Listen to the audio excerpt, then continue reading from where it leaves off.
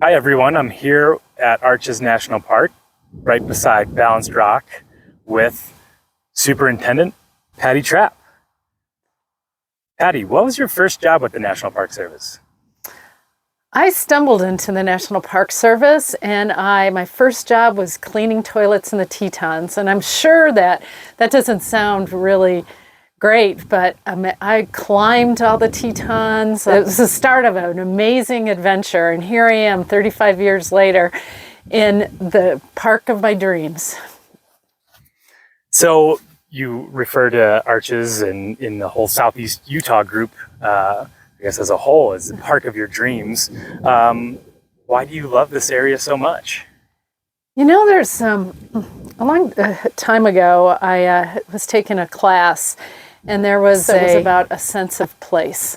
So, and I realized that when I first came here, actually, was way before I even knew about the Park Service. And so I stumbled in here, and then I just couldn't believe the amazing beauty. And so, yeah, the first time I came here, I just fell in love with it. I never could imagine that anything looked like this. I grew up in downriver Detroit in the Michigan area, so this is such a contrast from that, and I just fell in love with it. And so fast forward, when I one of my jobs was at Mesa Verde National Park, which is just kind of right up the road.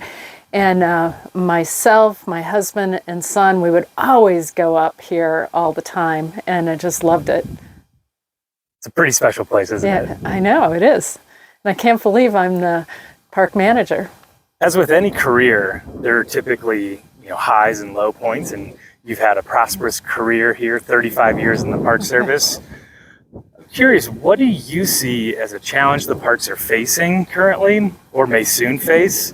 And then also, what looks promising to you? You know, as a superintendent, that's my job, is to deal with the challenges. But the challenges, I think that the challenges here are really about staffing. Right now in this area, the housing costs are so high. And so a lot of people want to come and join us in the National Park Service and work for us, but then they can't get housing, and I think it's just really shocking.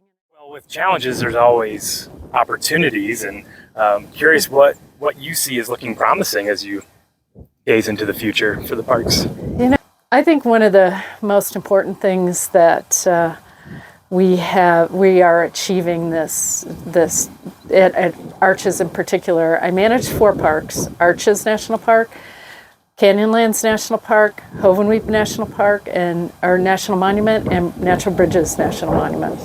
So here, though, in Arches, it's been a hard road and getting people inside this park because the lines are so long, and they back up off the highway, and then people are frustrated. So we are ongoing and doing a visitor use management plan on timed entry. And the timed entry seems to be working really, really well. People like it. It's easy to, they know that they're going to get in and not, and so it's just great. Where's a place that you love in our parks, and why? You know what? It would have to be Natural Bridges, actually, and I say that because when I was at Mesa Verde, I got my first acting superintendency, which is just sort of a trial run, and it was managing Natural Bridges in Hovenweep, and I just fell in love with those parks, and particularly. Teddy Roosevelt established the first national monument, and it was Natural Bridges. And for those of you who have been there, and for those of you who haven't been there, it's just amazing. And Hovenweep is too, but it's just, Natural Bridges is just my favorite place. But there's, of course, so many other favorite places. I just got to run the river at Cataract Canyon, so that's one of my favorite places too. Although, wow, the water was big. Oh yeah, you saw some high flows. Yeah, in the big 40s time. or 50s. Yeah. Yeah. Excellent. That's always a thrilling time. Yeah.